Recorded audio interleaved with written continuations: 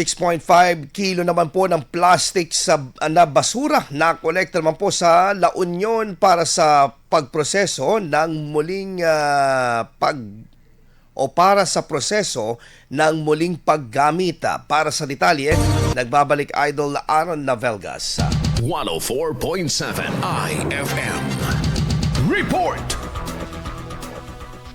Nakakolekta ng mahigit 6.5 libong kilo ng plastik na basura sa lalawigan ng La Union bilang bahagi ng pinaigting na hakbang ng pamahalang panlalawigan laban sa lumalalang problema sa plastic waste.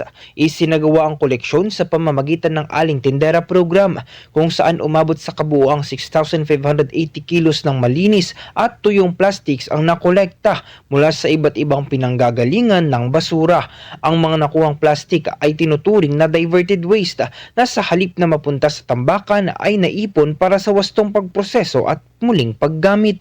Isinagawa ang programa sa pakikipagtulungan ng Provincial Environment and Natural Resources Office, pribadong sektor at iba pang katuwang na organisasyon na may layuning bawasan ang plastic waste sa lalawigan.